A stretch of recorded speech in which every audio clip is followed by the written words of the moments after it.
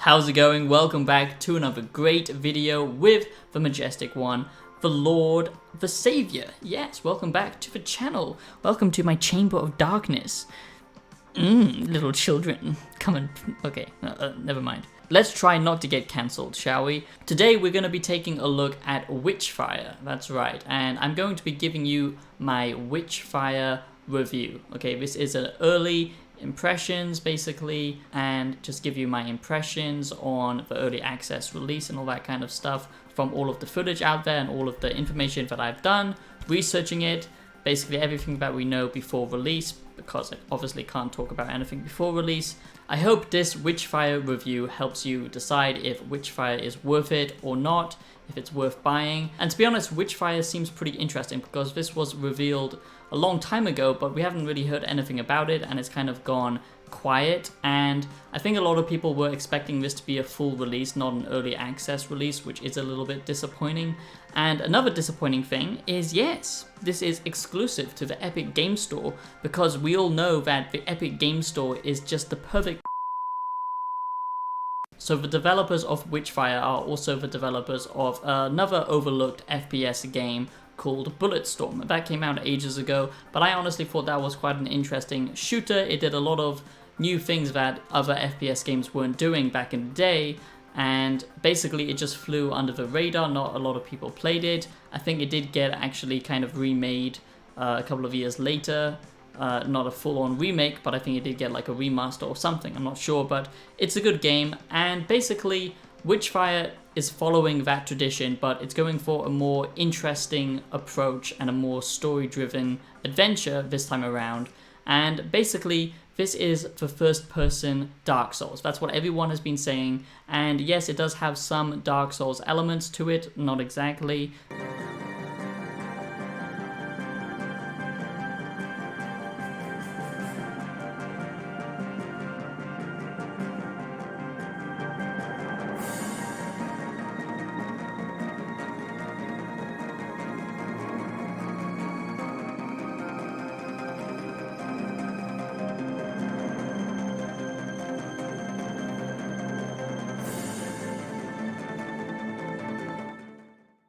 Now, before we get into this Witchfire review, make sure that you do subscribe. It does just take 2 seconds, a click of a button, but it means absolutely everything to me. You will not be disappointed. I work super hard on my content. If you like gaming videos, covering new games and old games, video essays, philosophical content, and all that kind of stuff, you've come to the right place. Become a wise boy today. Don't be left behind with the dum-dums, and just subscribe right now. It takes 2 seconds, but seriously, I would appreciate the hell out of you. And I just have to say, I appreciate you for clicking and just watching this video. It does mean a lot. So let's just, with all that BS out of the way, no more shilling, let's talk about this game. Witchfire actually is a roguelike in some regards, and also a first-person shooter. It's far more frantic and fast-paced with a lot of dodges and stuff like that. It reminds me more of Doom than anything, but I would say it's a little bit more slower than Doom. It's a little bit more precise than Doom, but you get what I'm saying. It's not a standard shooter, so bear that in mind. If you don't like that type of, frantic FPS gameplay, you will not like it here. But it mixes things up because it uses magic, and I know a lot of games do use magic and shooting as well, but unlike some games like BioShock, for example, the elemental effects here are super well done because they all actually mix together and interact in different ways, and I'm going to break that down in just a second. I'm going to get into all of the details in just a second, but this is almost a boomer shooter in some ways, and it does have roguelike elements to it, and I'll explain that in just a second. But I honestly just have to say that the art style here is super good. This is a first-person shooter, so I wouldn't exactly say it's anything like Dark Souls, but it does have some mechanics that is obviously inspired by that, and the art style is very much inspired by Dark Souls or Elden Ring, I would say. So it is an interesting looking game, but will it actually hold up? That's the question. And from all of the research that I've done, it is going to be a very story-focused game, which is good. It's not going to be super heavy on the cutscenes or anything like that, but there will be a story involved here, and it's not like a linear FPS level shooter, and I do believe there are going to be bosses slash bigger enemies in this that you will have to be much more careful around. But the thing that I find super interesting is this isn't a traditional linear FPS shooter, you know, something like Wolfenstein or Call of Duty. You don't just go through a level. This is where the Dark Souls comparison comes in, I would say, not just with the art style, but with how they're actually tackling the gameplay, because basically in Witchfire, you basically have access, at least as far as I know, with early access, it's only 2 maps, but they of course will add more to it.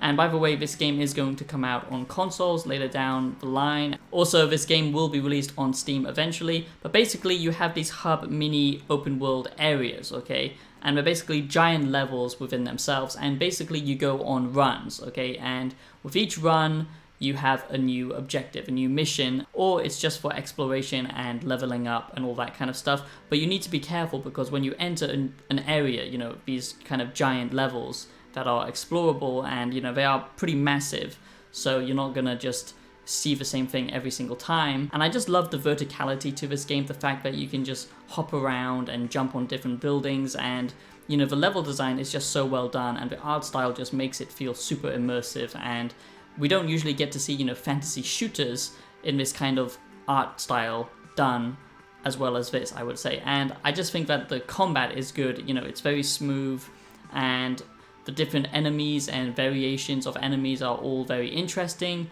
and you have to use different tactics for each enemy, so there's a lot going on here.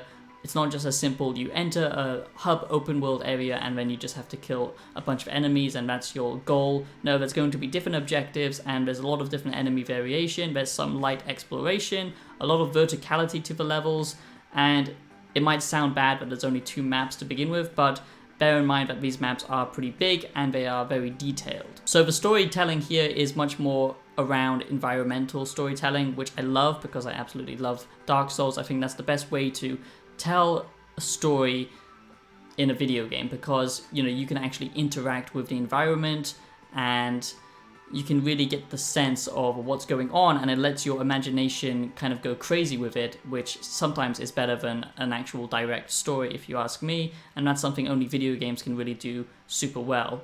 But basically there are some light, you know, kind of story elements, cutscenes and stuff like that, but nothing too heavy. So I do like the fact that you do have to be careful when you go out and explore, because basically if you do mess up, this will be a punishing game, which I like. It is not a casual shooter, which is nice to see. But basically in this game, you know, what do? You go out, you hunt different enemies, you level up your character, you fight these mini bosses and stuff like that, and at the end of each run, you can go back to your home base. Think of it as Medulla in Dark Souls 2 or something like that. And that is where you can level up and upgrade your weapons, upgrade your character and all that kind of stuff. So basically, you can level up your weapons by having these traits and attributes to your weapons, which is super interesting because each gun then will feel unique. For example, you can have a quickfire mode on something like a revolver, but with a rifle or another gun, perhaps you get a critical chance with a bullet or something like that, which is quite interesting, I think. And there will be items for you to equip, like rings, which is very much like Dark Souls, so I do see why some people are comparing it to Souls, but obviously it is not a Souls-like. So basically these will just give you different buffs and certain abilities and stuff like that, so it's nothing too crazy, but there is some customization there. And I do like the fact that, you know, it's not trying to be an RPG, it's basically just an exploration shooter, which is nice and refreshing because everything tries to be an RPG these days. But there is some player agency, there is player customization here. And with your magic, basically you have 2 types, and because this is a first-person shooter, you know, you would think there would be some kind of magic bar or something like that, but this is why it's trying to kind of follow some elements of a Souls-like game, because basically your magic is tied to your stamina, so the amount of magic you use will basically limit, you know, what you can do and how much you can dodge and stuff like that, which basically adds to the frantic nature and the kind of, you know, on-the-fly tactical approach you have to think about, because this is not just an easy point-and-click shooter. You have to always be on your guard, you always have to think about the enemies and what you're facing and the enemy variation and stuff like that. So I do think that's pretty cool, and you have to think about your surroundings when you're using this type of magic. And as you progress through the game, you will unlock certain abilities, so it's not all the same stuff. You know, there are some unique attacks like an AoE magic attack as well, or you can summon a bell, which will then basically stun all the enemies and even the bigger enemies, which is super cool because, you know, it's that kind of creative stuff that I like to see, because we always get the same magic types in all of these types of games.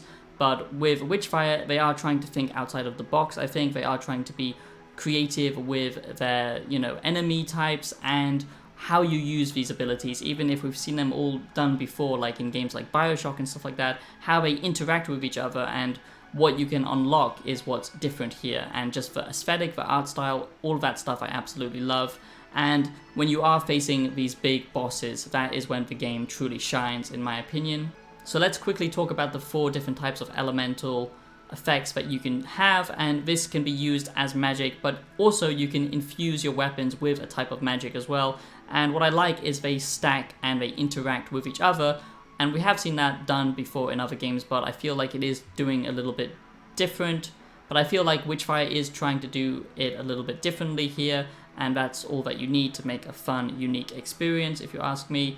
And I just like the fact that it doesn't hold your hand. You know, this is not a modern feeling game. This feels very much like an old school game. It doesn't punish you for hip firing. It doesn't basically tell you exactly what you need to do all the time. There's no like constant tutorials and stuff like that. It does very much feel like a first person Souls-like game, but obviously it's more of a roguelike, I would say, than a Souls-like. But still, I do think that what they're doing here is special. And when it comes to the full release, I think that's when we're going to see this game truly be something amazing. Early access, I think there is going to be a limiting factor on content because there's just not that much at the moment. So basically, burning damage will increase how much damage the enemies take. So if they're on fire, basically they will, of course, take more damage from your weapons and all that kind of stuff. So that's super cool. And then there's the freeze ability, and basically that will just, of course, freeze them in place so they can't basically swarm you. And then you have shock, and shock isn't just like a 1 damage and done. When you're using shock and you time it correctly, if you're surrounded by a cluster of enemies, for example, this can be very useful because basically this will transfer to other enemies. You know, bolt of lightning will come off one enemy, the one that you target, and it will hit the other enemies that are in your surrounding, which is very nice. And then finally you have decay, which is basically a poison, and that will just slowly take away the enemy's health over time. But what's interesting is that you can actually stack all of these elemental attacks with each other, and you know, there's lots of other ones that I haven't talked about, like basically a force push and stuff like that. But I do think that that system is pretty cool because you can freeze an enemy in place and then shock them, so all the other enemies in that surrounding will get shocked, summon a bell, stagger them all, and then freeze them all again, and then light them on fire, and then just do like a chain combo attack with something like a revolver using your quick fire ability, and then that will just stack up a ton of damage. And that is when the game feels at its best. That's when it feels like a unique shooter, and all of the other stuff it's got going on for it, like the art style and stuff. I think this will be a hidden gem. But let me know what you think about Witchfire. I don't think many people will be picking this up. I do think this will be basically under the radar, just like the previous games these developers made, which is a shame. But I do hope you enjoyed my Witchfire review, this Witchfire game review. I know it is based just on the early gameplay and stuff like that, but I just feel like no one's talking about it and it's worth covering. So I do hope you enjoyed this video, and if you did, make sure that you do subscribe. That would mean a lot to me. And I'll see you in the next one. Peace out.